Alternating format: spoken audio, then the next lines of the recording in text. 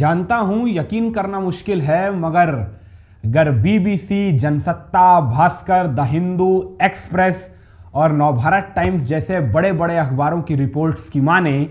तो इस मुल्क की सियासत में एक वक्त ऐसा आया था जब हिंदुस्तान की सत्ता का सिंहासन सिनेमा के ट्रेजेडी किंग कहे जाने वाले दिलीप कुमार के हाथों ट्रेजेडी का शिकार हो गया था। सीधे सीधे साफ अल्फाजों में कहें तो बरस 1991 में अगर पीवी नरसिम्हा राव हिंदुस्तान की गद्दी पर विराजमान हो सके थे तो सिर्फ और सिर्फ दिलीप कुमार, अभिनेता दिलीप कुमार की बदौलत, वरना हिंदुस्तान की गद्दी उस शख्स की मुट्ठी में कैद पहले ही हो चुकी थी जिसके दर पे समूची कांग्रेस थाल में सजा के प्रधानमंत्री का पद लेकर गिड़गिड़ा रही थी, प्रधानमंत्री बन जाने की मिन्नतें कर रही थी। यानी वही शख्स जिसकी तस्वीरें आप सब ने थंबनेल पर देखी होंगी। वैसे उस शख्स की दास्तान भी बड़ी कमाल है। 1925 में नैनीताल में पैदा होता है। 17 बरस की उम्र में भारत छोड़ो आंदोलन में अंग्रेजों के खिलाफ पर्चा लिखने के इल्जाम में बरतानिया हुकूमत के हाथों जेल में ठूंस दिया जाता है। करीब करीब 1.5-2 बरस की कारावास की सजा भुगतने के बाद जब जेल से बाहर आता है तो उच्च शिक्षा के लिए महज इलाहाबाद विश्वविद्यालय में दाखिला नहीं कराता है, बल्कि स्नातक और स्नातकोत्तर की परीक्षा में समूचे विश्वविद्यालय में टॉप करता है। बरस 1953 था जब उत्तर प्रदेश विधानसभा के पहले सत्र में विपक्षी पार्टी के उंगली पर गिने जा सकने वाले नेताओं में से एक ये जनाब सदन के पटल पर खड़े होते हैं और पहले ही भाषण में तत्कालीन कांग्रेस सरकार की ऐसी बखिया उधेड़ते हैं कि उस वक्त के उत्तर प्रदेश के मुख्यमंत्री और आगे चलकर देश के गृह मंत्री के पद तक पहुंचने वाले गोविंद बाबू अपनी कुर्सी से उठकर इस नेता के पास आकर बिना इसकी पीठ ठोके रह ही नहीं पाते हैं। फिर आता है 57। तब तक विधानसभा में जनाब का स्टारडम इतना हो चुका था कि प्रजा सोशलिस्ट पार्टी ने बिना सोचे नैनीताल से दोबारा विधायिका का टिकट दे दिया। दोबारा भी जीत के जनाब जब विधायिका पहुंचे तो इस दफा विपक्ष इतना मुदित था अपने इस 30 बरस के नौजवान नेता पर कि महज 30 बरस की उम्र में इसे उत्तर प्रदेश विधायिका में नेता विपक्ष का पद सौंप दिया गया था। और बतौर नेता विपक्ष जनाब ने उत्तर प्रदेश विधानसभा में वो गदर काटी थी कि बरस 1962 में जब भारतीय राष्ट्रीय कांग्रेस पहली दफा पराजय का हल्का हल्का कड़वा स्वाद लेने के बाद कामराज प्लान के तहत नए सिरे से वापसी का मास्टर प्लान रचते हुए तमाम सोशलिस्ट पार्टी के नेताओं को दोबारा कांग्रेस के भीतर लाने पर विचार कर रही होती है, तो जिन नेताओं को सबसे पहले उंगली से खींचकर सोशलिस्ट पार्टी से अपनी पार्टी के भीतर लाने की प्लानिंग पर काम होता है, उनमें से एक नाम इसी शख्स का था जिसे के कामराज और पंडित जवाहरलाल नेहरू के विशेष अनुमोदन पर कांग्रेस के भीतर लाया जाता है। 1963 में काशीपुर से विधायिका का चुनाव लड़वाया जाता है और जनाब कांग्रेस के टिकट पर भी चुनाव जीतकर महज कांग्रेस की सरकार में बतौर विधायक विधानसभा के भीतर दाखिल नहीं होते हैं, बल्कि करीब करीब आने वाले 1.5 दशक तलक फिर चाहे चंद्रभानु गुप्ता हो, कमलापत त्रिपाठी हो, हेमवती नंदन बहुगुणा हो, उत्तर प्रदेश की गद्दी पर बैठने वाले हर कांग्रेसी मुख्यमंत्री की कैबिनेट में एक काबीना मंत्री के तौर पे नजर भी आते हैं। मगर इस दौरान जनाब सिर्फ उत्तर प्रदेश में काबीना मंत्री बनकर संतुष्ट नहीं थे। बरस 1969 आता है तो जनाब जवाहरलाल नेहरू यूथ ब्रिगेड की स्थापना कर कांग्रेस के एक ऐसे वॉलंटियर ऑर्गेनाइजेशन की स्थापना करते हैं जो उन्हें 70 के दशक के पूर्वार्ध में गांधी परिवार के इतने करीब ले आता था कि जब 1975 में आपातकाल के कालखंड में संजय की उत्तर प्रदेश की गद्दी पर बैठ रहे बहुगुणा से ठनती है तो संजय बहुगुणा को गद्दी से हटा अपने इसी फेवरेट नेता को उत्तर प्रदेश की गद्दी पर बिठा देते हैं। वो बात और है कि बतौर उत्तर प्रदेश के मुख्यमंत्री साहब का कार्यकाल पूरा नहीं हो पाता है, इससे पहले ही देश में जनता पार्टी का तूफान दिल्ली में कांग्रेस की तमाम पताकाएं उखाड़ देता है, तो लिहाजा उत्तर प्रदेश से भी इन जनाब की गद्दी छिन जाती है। मगर आपातकाल के इन 1.5-2 वर्षों में जनाब ने संजय की जो खिदमत की थी, उस खिदमत का ये कमाल था कि जैसे ही बरस 1980 में इस मुल्क के भीतर कांग्रेस के दिन वापस आए तो कांग्रेस आलाकमान ने जनाब को लखनऊ से वापस दिल्ली बुला प्लानिंग कमीशन यानी योजना आयोग का अध्यक्ष बना दिया। फिर फाइनेंस कमेटी अस्तित्व में आई तो उसका भी चेयरमैन बना दिया गया इन्हीं जनाब को। और बरस 1983-84 आते आते तो करीब आधे दर्जन से भी ज्यादा संसदीय समिति के चेयरमैन बन जनाब दिल्ली के सियासी गलियारों में सबसे अहम की किरदार बन अपनी नई सियासी ताकत का लुत्फ उठा रहे थे। मगर अपनी इस नई सियासी ताकत के साथ साथ जनाब ने गांधी परिवार के साथ अपनी वफादारी का वो रिश्ता लगातार इस कदर मजबूत रखा था कि जैसे ही बरस 1984-85 में विश्वनाथ प्रताप सिंह और डकैत उन्मूलन वाले उस मामले को लेकर कांग्रेस उत्तर प्रदेश में संकट में घिरती नजर आई, तत्काल कांग्रेस आलाकमान ने एक दफा फिर उत्तर प्रदेश में अपने संकट मोचक के तौर पर इसी शख्स को दिल्ली से लखनऊ रवाना किया, इस आदेश के साथ कि कुछ भी करें मगर आने वाला विधानसभा चुनाव जीत कर हमें दें। और कमाल की बात यह है कि बरस 1984 आते आते जिस उत्तर प्रदेश में कांग्रेस की नैया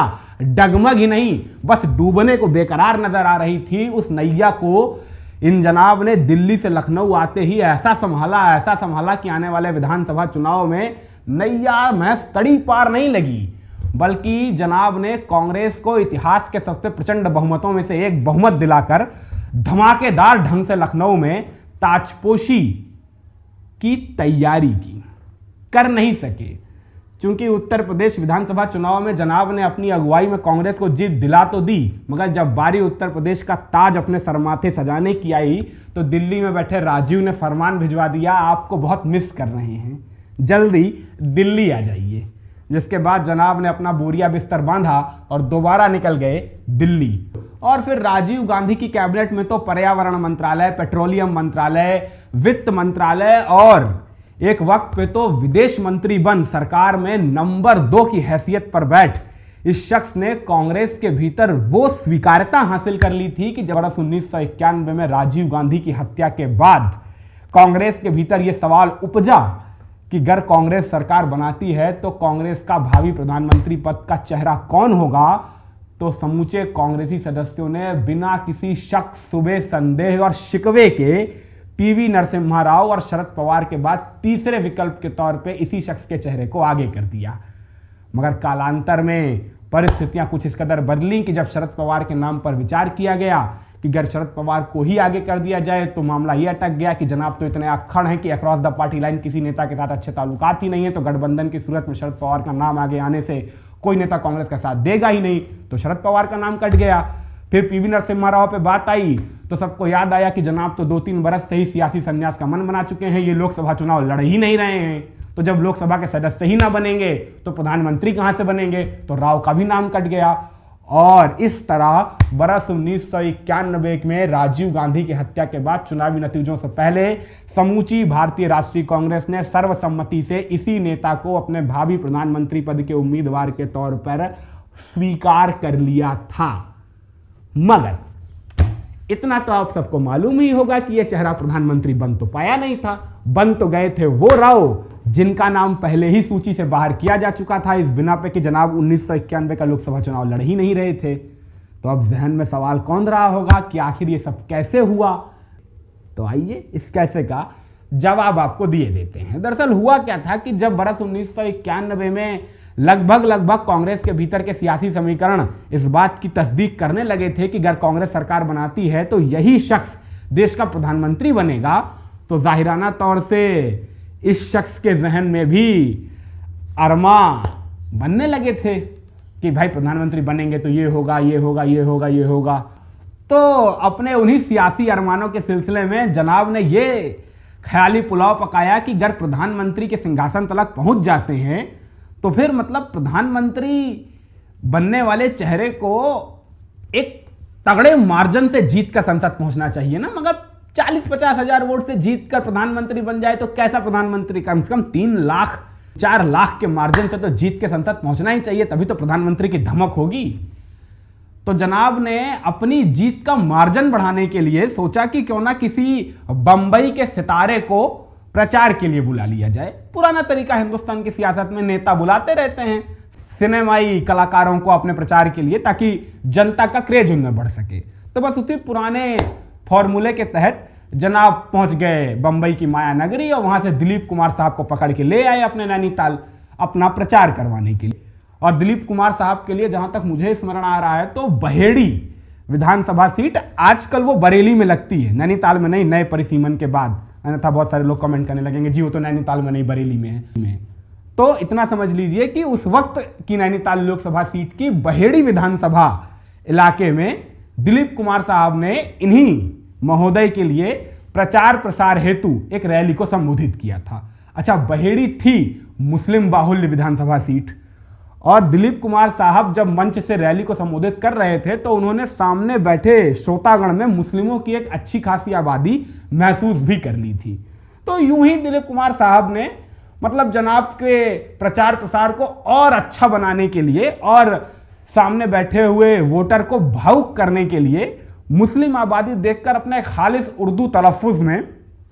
यह कह दिया कि, और ध्यान दीजिएगा, मैं यूसुफ खान हूं। दिलीप कुमार और यूसुफ खान हमारा नाम है, और बकौल यूसुफ खान मैं आप सबसे गुजारिश कर रहा हूं कि इन्हीं को वोट दीजिएगा। अच्छा, दिलीप कुमार साहब ने ये बात सिर्फ इसलिए कही थी कि माने अपना अपना सा लगेगा ज़्यादा सामने बैठे श्रोताओं को, तो बात जरा ज़्यादा दिल तलक पहुंचेगी। जो बात दिल तलक पहुंची, खूब ताली पिटी, सामने बैठे नेता भी मुस्कुराए कि अब तो दिलीप साहब का जादू चढ़ गया। मगर हुआ क्या कि दिलीप कुमार साहब ने इस रैली में ये जो वाक्य बोला था ना कि मैं यूसुफ खान आपसे गुजारिश कर रहा हूं, इसी वाक्य को इस शख्स के सामने भारतीय जनता पार्टी के टिकट पर चुनाव लड़ रहे बलराज पासी ने उठा लिया और समूचे नैनीताल के इलाके में घूम घूम कर ये प्रचार करने लगे कि जनाब मुस्लिम परस्ती की राजनीति कर रहे हैं, इसलिए यूसुफ खान को बुला के लेकर आए, उनसे ऐसा बयान दिलवाया चूंकि इन्हें सिर्फ मुसलमानों का वोट चाहिए, वगैरह वगैरह वगैरह। मुस्लिम तुष्टीकरण के वो तमाम आरोप गढ़ डाले जो आज तक कांग्रेसी नेताओं पर लगते रहते हैं। और अगर गौर करेंगे तो वो दौर था वर्ष 1991 का, जब समूचे उत्तर भारत में राम लहर अपने हरूस पे थी और गोरक्ष पीठाधीश्वर महंत अवैधनाथ के प्रभाव वाले इलाके के चलते नैनीताल के इस इलाके में तो उस लहर का जोर जरा ज्यादा ही था। तो लिहाजा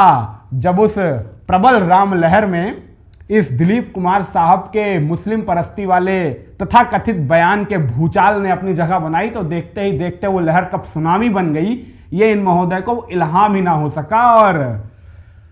जब चुनावी नतीजे आए तो साहब अपना लोकसभा का चुनाव हार चुके थे बलराज पासी जैसे एक अदने से भारतीय जनता पार्टी के उम्मीदवार के हाथों करीब 25,000 वोटों से।